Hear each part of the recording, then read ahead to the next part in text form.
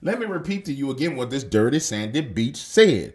She had said that her Republican friends had said to her that they needed help from the Democrats because the Republicans were not satisfied with what Donald Trump was doing. And I'm sitting there looking at this on the TV and I say, this dirty Sandy Beach, I don't believe nothing you saying. Hold on one second. We about to get to the bottom of this, ladies and gentlemen. This don't make no sense whatsoever. Welcome to the Dark Waters channel, where we explore mysteries, figure out the truth, dive into politics, and anything else you want to know about. That's what we doing over here, baby. Let's go. What's up, ladies and gentlemen? And one and only James Williams, Dark Waters, and I'm back. And let's get into the news. I want to start with Marie Le Pen. As you guys know, Marie Le Pen has been, I want to say, convicted. They did whatever the hell they had to do to make sure that she couldn't run for election in France. And it's the communist playbook, the same thing they did to Donald J. Trump. And I'll tell you, I don't necessarily know that it's going to work out for them. What I do know is this. We're finally starting to see some of the things I like. I'm finally starting to see Donald Trump administration actually doing some overthrows of governments. And I'm hoping that he'll activate in France to help her out.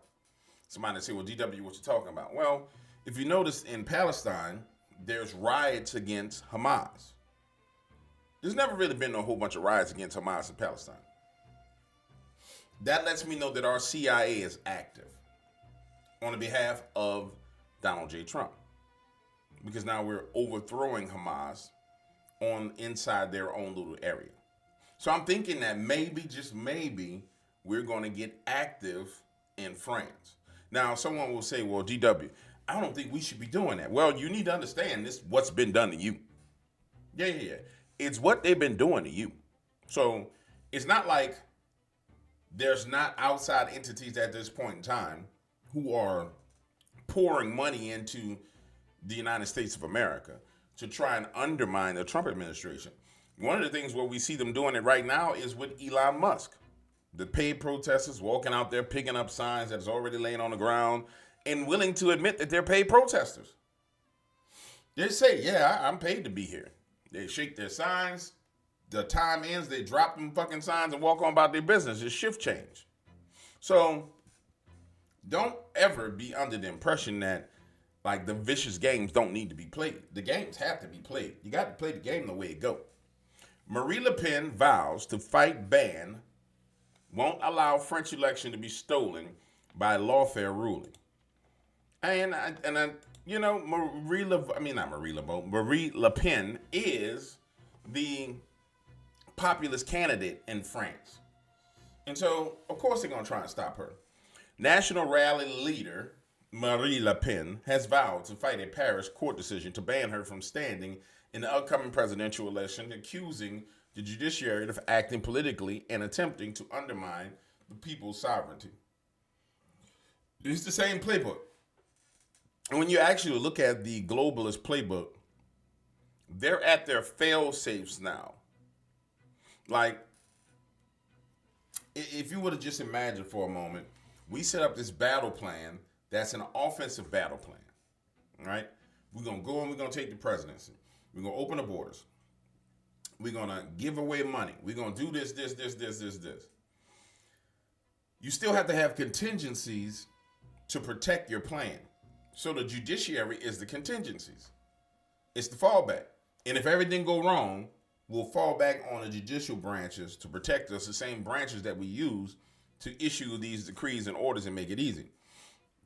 So all over the world, the globalists are they're on their fallback positions, which are the judiciary branches, where judges are making rulings that are just politically inclined. What does that mean to us? It means a lot, ladies and gentlemen. It means that the globalists are on their heels. For example, quite frankly, if the CIA director, John Ratcliffe, was to just go balls to the wall and be a dog, as it pertains to the judges that are standing in opposition to Donald Trump. The CIA know how to deal with them kind of people. Now, for whatever reason, he hasn't done it. But just imagine for a moment that John Ratcliffe said, hey, man, I don't like how y'all disrespecting the office of the president and y'all getting in the way of what we need to do. So I'm going to do boop, boop, boop, boop, boop. I don't know. It may be a package planted on somebody's computer where they got something on it. Or it may be, I don't know, because I don't want to say it online, but something could go kaboom. Something could go kabang. Somebody can go, splat. Anything. Just imagine how much easier this role would be if they played by the traditional rules. For some reason, the Trump administration is not playing by those traditional rules. Hopefully, they'll help Marie Le Pen. In an unprecedented move, magistrates in Paris on Monday sentenced former presidential candidate Marie Le Pen to a 5-year ban from standing for any political office in France after finding her guilty of embezzlement over the alleged use of European Union funds for her populist National Rally Party at the EU Parliament for political activities in France. Crucially, the judges sided with the demands of prosecutors to enact the ban immediately, and for it to remain in place during any appeal, making it likely that prohibition would remain in force during the 2027 presidential race to replace Emmanuel Macron, who will be term limited from running again for the presidency. This lawfare that we're seeing over and over and over again, it's one of those plays where you can it's kind of like a magic wand that runs out of power. It's like on Harry Potter, expectorasi boho, what they say on Harry Potter, right? But the wand runs out of power. And it doesn't run out of power because the law does, the law runs out of power. It runs out of power because you can't keep doing it because the people going to see it. And at some point in time, the people going to get tired of you doing what you're doing. And either they're going to vote you out, they're going to remove you, or somebody going to put hands on you. So I don't see this working out well for them. But I don't think France needs much more time. The globalists need much more time to finish destroying France. I just don't think they need much. They've done so much damage to France that it's an Islamic state at this point in time. What concerns me is 20 years from now, 30 years from now, you'll be dealing with a nuclear Islamic state, which is France, in some cases, definitely Britain. And now they have nuclear weapons because they went over and conquered people by pretty much raping and pillaging and murdering and killing. I find it amazing that in America, people don't even get it. I know in red areas, people get it. But in blue areas, people don't seem to get it. It's like people were trying to conquer you, right? You do realize that they were trying to take over and conquer you and your family, right? But it's almost like they have no survival instincts. They have nothing. And it's terrifying. It's like the survival instincts has been bred out of them. It's ridiculous, man. I'm going to go to the next story. So that's big news, and we should keep an eye on that. Tariff countdown T-1. Now, I'm not sure if you guys know that tomorrow is the 2nd, which is the tariff day where all the reciprocal tariffs go out. Let me make sure I can listen to Mr. Bassett without it blaring back in my ear. And it actually is D-Day, doomsday, for a lot of nations. Because they've been pretty much molesting America when it comes to trade. And so tomorrow is the day where all the reciprocal tariffs hit, and every nation that's charging 10% get hit with 10%. Every nation that's charging 20% get hit with 20. Anybody charging 100 hits with 100. Why is that so important? It's so important because now you're going to balance the trade minimum. He gave him enough time. He said, hey, man, in the 2nd, we're going to hit you with reciprocal tariffs. So now you got a choice. You can bring down your tariffs, or you could just get hit with what you're charging us with. And now we get a balance. You at 100, I'm at 100. There's no deficit. And so Trump minimum gets a deficit, but then he has these other tariffs that are coming in from different areas that he's already pressed on people. And so we go from having a deficit, having a balance and being in deficit to where we have a surplus, which is amazing. But the problem is, I wish the White House would actually have a YouTube channel dedicated to educating people on these things. Like, they need an educational outlet for the American people. So the average individual doesn't understand tariffs. The news can lie to them about tariffs. They need an educational outlet that's not mainstream media. That's not like going to Fox News. It just needs to be a Twitter account where a random dude or a pretty much down-to-earth guy goes on there and says, okay, so here's the deal with tariffs, and shows the math. All right, so we got 300 million here, 300 here. We're going to balance this off. This is a wipeout, or this is a wash, this is a wash. We got 25% coming in here, so there's 25% coming into the nation. Boom. We'll have, $400 billion coming in. How much more revenue comes in from taxes, from income tax? Okay, we supplemented or wiped out our income tax revenue with tariffs, so you don't have to pay taxes anymore. We need something like that in America because the average American citizen does not know these things. And the average young American citizen didn't get civics in school, so they don't know any of this stuff. Joining us now with reaction, Treasury Secretary Scott Bessent is with us.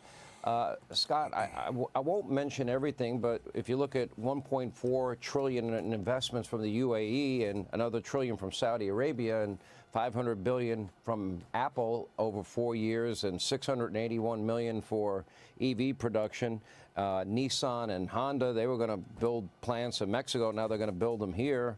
Then, of course, you have $100 billion in new domestic chip production, $100 billion from a Taiwanese semiconductor company, and I'm scrolling the rest of them, and you tell me how even the talk of tariffs is not a good thing and has not paid off already for the country. Sean, since President Trump came in on January 20th, there's just been a line through the Oval Office of the countries and companies who want to bring capital, jobs, and factories to the United States. And we are going to accommodate that. Man, let me pause right here. Don't it feel like it's been more than that many days? So we talking about February 20th, March 20th. It feel like it's been more days than that. It feel like it's been way more time has passed. I think it's just because of the news cycle is so aggressive. It's like, meow, meow. But what you're trying to tell me is let's say January 20th, February, March. That's 30 days. I mean, come on. When did he sit in office? When was inauguration? Wasn't it the 21st of January? So we're talking about 21st of January, 21st of February, 21st of March. That's 30, 60 days. We ain't even got 90 days in. Hell, it wasn't in December. You see what I'm saying? It wasn't in December. So, I mean, the sheer amount of crap that America has been through and that the American people have been subjected to in such a condensed time period is crazy. Yeah, think about it. We've had rockets go into space, save astronauts. We've had Elon Musk go into DOGE and save all the money while simultaneously people's vehicles are being burned up and blown up and people are being assaulted. It's insane the level of speed at which things are happening right now.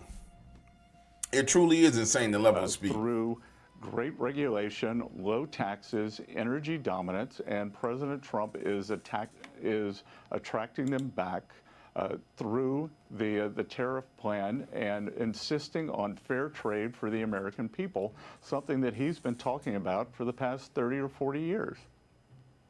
Okay, so it's basically we agree to free and fair trade, and if you're going to put unfair tariffs on us, there's going to be reciprocal tariffs in exchange. Okay, that sounds fair to me. Why would people have a problem with that? Why would the markets become skittish over the, quote, uncertainty over what tariffs will remain or leave? You can see at the last minute, countries like India are like, okay, I'm ready to make a deal now. The same with, Great Britain and Because they're trying to crash the markets, Sean. Sean, you know this, Sean. Where's your damn CIA pin at, Sean Hannity?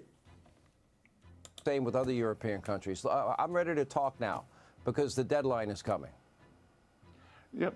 So April 2nd, we are going to disclose the reciprocal tariffs. I'm not going to get out ahead of President Trump. He's going to announce them 3 o'clock on Wednesday.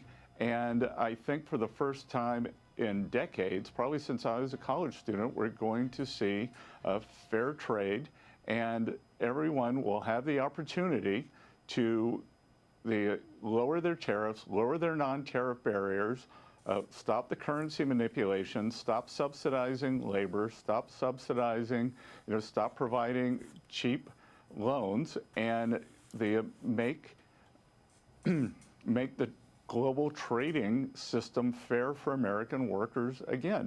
And if President Trump campaigned on this, he has a mandate, as you know. He had a substantial electoral college majority. He won all 7 swing states, and he won the popular vote. So he has a mandate to do this. He's doing what he promised he would do. Okay. He's bringing jobs home. So he wants to make his tax cuts permanent, which I agree with. He wants no tax on tips, no tax on overtime, no tax on Social Security, and nor will he touch Social Security, Medicaid, Medicare, except to eliminate waste, fraud, and abuse, which is a very different scenario. Okay, with all of that said, I've always believed as a conservative and as a supply sider that a rising tide lifts all boats. Reagan, by cutting taxes, literally doubled revenues in 8 years to the federal government and created 22 million jobs. In the first 3 years of the Trump administration, his tax cuts resulted in the lowest unemployment rates for African Americans, Hispanic Americans, Asian Americans, women in the workplace, and African American youth unemployment. Why would we expect a different result when it's worked every time in my adult lifetime? Well, because the Democrats don't want to admit that it worked. And what we saw in President Trump's term was not only fantastic job growth, but fantastic wage growth for all the groups you just named. Working Americans did fantastic under President Trump. The hourly workers did better than I can tell you what, for supervisory sure. workers. Scott Bassett is Scott Bassett is almost like he's slightly autistic. You know what I'm saying? But he's a high functioning person on the spectrum. It's crazy how he is. I know all of y'all had way more money under Trump than y'all did under Biden, because my website membership, you could see where people just did not have the bread. You could tell why people didn't have the bread. I ain't tripping on it. I got my OGs that's still with me. And my OGs gets OG treatment as I rebuild this new infrastructure. All my OGs gonna get the love. And once you're an OG, dog, you're an OG. You go and come as you please. Everybody else, they be being flaky anyway. But my OGs, yeah, I see with my OGs. What was I talking about? I was talking about the damn tariffs before I started spazzing. Yes, tomorrow is the day where the reciprocal tariffs hit. Liberation Day is what they're calling it. And I really do believe it's going to be liberation for America. And when you talk about liberation, it's liberation from the slavery that the globalists have had America in.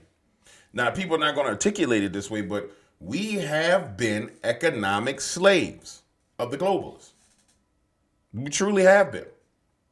And it's time that we get around that. It's time that we get over that. It's time that we put our hands around their damn necks and squeeze and say, come here, globalists. Get over here and choke you to death. And you're gonna leave us alone. And that's what's happening. All between Trump leaving the World Health Organization, them coming out and announcing that they need to, they have to have 20% cuts. 20% cuts just because America left the World Health Organization. And it's probably going to be worse than that when it's said and done, Because everything, ladies and gentlemen, every damn thing that was done to the American citizens subsidized it. Soros, 200 and something like $60 million came from U.S. aid to George Soros and his punk son, Alexander Soros, right?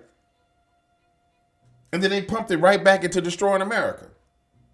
It's amazing because there's this image that all these people are so powerful and so smart and so beautiful. And then when you peel back the curtain and look behind the curtain, they're all a bunch of losers on welfare, man. Yeah. But they sit there and tell you, you stupid. They sit there and tell you, you dumb. They sit there and tell you, you don't understand. No. Y'all a bunch of welfare bunnies. Welfare government baby mamas, man. It's disgusting. This is why I'm excited about what Elon is going to do. Elon Musk previews DOGE looking into a wealth of lawmakers. How do they become rich? This right here, ladies and gentlemen, is going to be the most glorious, beautiful, fantastic thing you've ever seen when he digs into their business. And I want to see it because there is no way these dumb, ignorant politicians like a Cory Booker, how in the hell does Cory Booker get rich? Think about it. Or Hakeem Jeffries. My name is Hakeem Jeffries, and I'm worth $32 million. Ain't no way in the world Hakeem Jeffries got to be worth $32 million without some insider trade. You know what I'm saying? Without a little kickback. Kickback. Ain't no way. Tesla CEO and Department of Government and Efficiency head Elon Musk said the organization will look into the reason so many members of Congress suddenly became rich, accumulating generational wealth over their years in government service. Musk took questions during a town hall in Wisconsin on Sunday, and one individual asked if DOGE had uncovered any connection to funds to the likes of Republican Maxine Waters or Senator Adam Schiff via highly scrutinized U.S. Agency for International Development, which the State Department is trying to eliminate. Musk explained that the government will often send money overseas, which flows to these non-governmental organizations. And he believes the funds end up coming back to the U.S. directly into the pockets of some of these lawmakers, describing it as a circuitous route. Musk explained, it doesn't go directly, but let's just say that there's a lot of strangely wealthy members of Congress where they're trying to connect the dots. How they become rich. Members of Congress outside of leadership make $174,000 per year. This raises eyebrows when some are worth millions. Republican Nancy Pelosi, who has been in Congress since 1987, has a net worth of $50.9 million, while with Quiver Quantitative places her at $285 million, according to Business Insider. Senator Rick Scott, Republican of Florida, who co-founded both HCA Healthcare and Solantix, is considered one of the richest in Congress. He has a net worth of $549 million.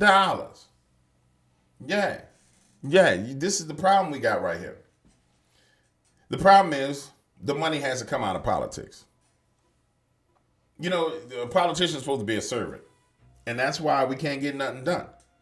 Because everybody knows. Everybody knows you won't get to the bread, get into politics. And everybody want to know if you really want to get into the bread, don't be the king, be the king maker.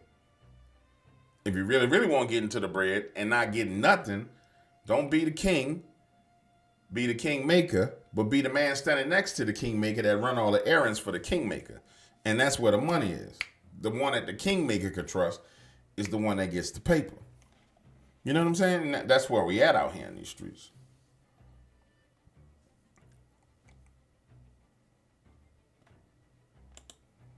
CBS chair, you don't fire workforce to make government efficient. They know how to make it efficient. What? The cost of living is still extremely high for so many people. Consumer confidence is at the lowest point in 4 years. What do you tell your constituents about the state of the economy? And looking forward, what can they expect? A lot of voters voted in November because they were worried about their pocketbooks. They were worried and wanted to lower the cost. Let me tell you something. Anytime you hear somebody singing when they're talking like this, don't listen to them. A lot of people voted in November because a lot of people were blah, blah, blah. That is generation. When they sing song talk like that, that's the worst generation there is. When it's a lot of people, don't want you to listen to it. Living is still extremely high for so many people. Notice his conversation is straightforward. Extremely high for many common people. Now listen to this sing song talk. Consumer confidence is at the This lowest is wokeism. point in 4 years. What do you tell your constituents about the state of the economy, and looking forward, what can they expect? A lot of voters voted in November because they were worried about their pocketbooks. They were worried and wanted to lower the cost of living for themselves, their families, and Americans all across the country. But here we are 3 months into this new administration. There has not been any legislation or any real policy proposed by this new administration that lowers the cost of living for everyday Americans. And so if you take a look at the cost of eggs, they are still high, and people are still complaining. And we are even seeing a little bit of buyer's remorse from our communities where they said, we thought we were Trick, voting. I ain't got no buyer's remorse. I don't have no buyer's remorse, little fat-faced Asian. I don't have no remorse whatsoever. I am happy. I'm happy as Diddy in federal prison right now with what's going on. To lower costs, but that's not happening. And Congressman, That's just lies. We just did an article. We just went over articles yesterday where the egg prices came down from $8.49 to $3. I just had me some of them $3 egg whites earlier, man. Scrambled the egg right. I was whipping it.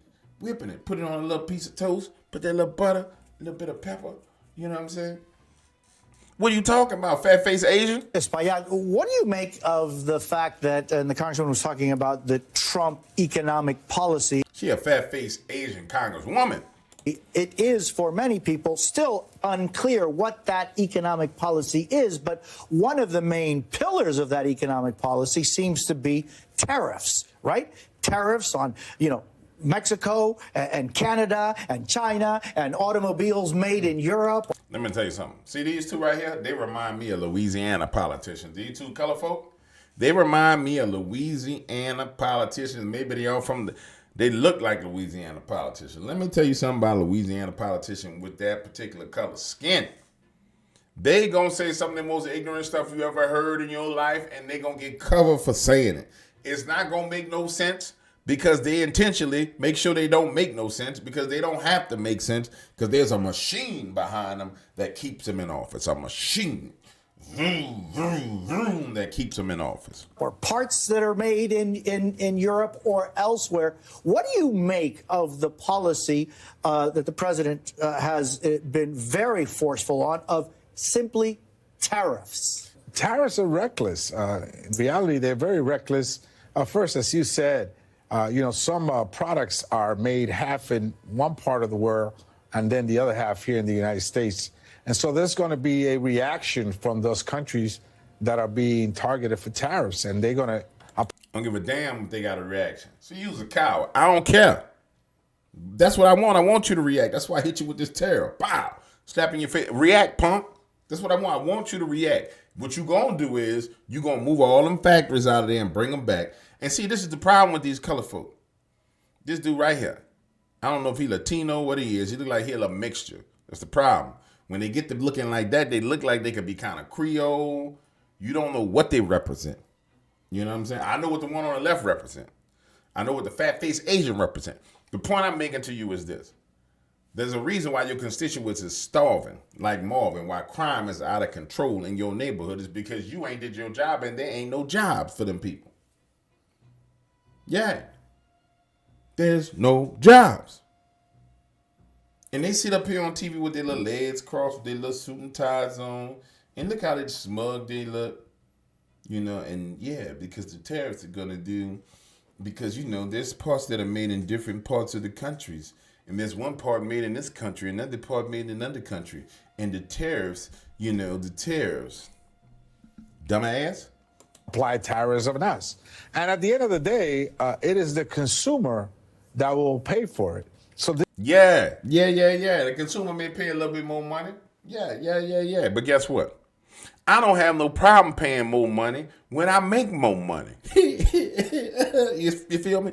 I don't have a problem paying more money when I make more money. I'm old enough to remember my mama taking me down there and they had a pair of shoes. Let me tell y'all a story.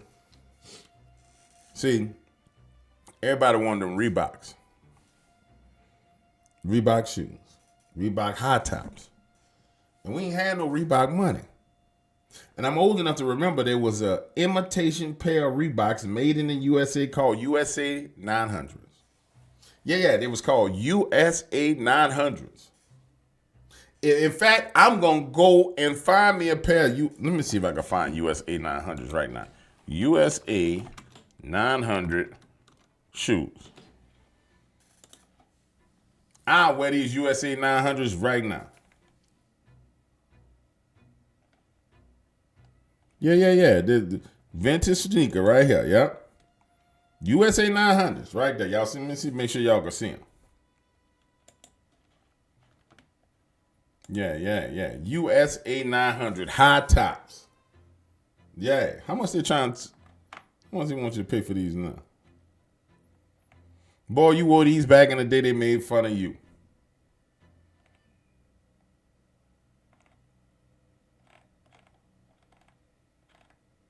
But you know, that's the problem with being in the black neighborhood. Everything's so materialistic that's like, oh, you judge by your shoes. But the point I'm making is this. USA 900s was made in the USA. They was cheaper.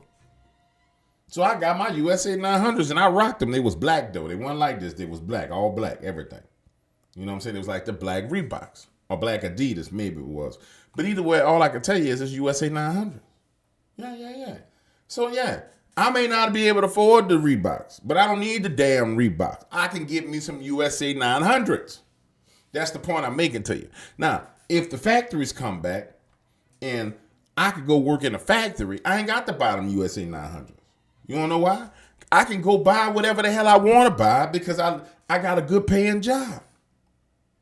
And Democrats keep doing this foolishness. They keep on sitting here saying, yeah, you know, the tariffs are going to hurt. No, y'all hurt the people because there's no damn jobs. Because under globalism, you and quite frankly, a hell of a lot of Republicans decided we're going to export all our jobs across the seas to where the minimum wage is 50 cents. Yeah. The minimum wage is a rapper called 50 Cent. Yeah. And so, yeah, I can get something made at a cheap labor in China for 50 cents. I don't give a damn if they fall out of windows and die. I don't give a damn if I boasted a Chinese communist nation to where it's one of the strongest nations on the planet. I don't care. I want my cheap goods. Now we gotten to the point to where America says, no, I do care. Yeah, I do care. I'm tired of paying all these taxes. I'm tired of seeing all this foolishness. I care. And the Democrats won't stand against it. I can't listen to no more Democrats. I can't even look at these Democrats. And for them to have this talking point last week, where somebody came out on CNN and the chick said, the Dirty Sandy Beach came out on CNN and she said that she had been talking to her Republican friends and they had said to her, will you help us? You Democrats help us because we not happy with what Donald Trump doing. Let me repeat to you again what this Dirty Sandy Beach said. She had said that her Republican friends had said to her that they needed help from the Democrats because the Republicans were not satisfied with what Donald Trump was doing. And I'm sitting there looking at this on the TV and I say, this Dirty Sandy Beach, I don't believe nothing you saying. How can I possibly believe that? Y'all don't even know what a man and what a woman is. You better sit down somewhere. Yeah, you better sit down somewhere. I'm running my blood pressure up. This is why I be taking them long breaks, man. Because it run your damn, look at my camera done went blurry. Running my blood pressure.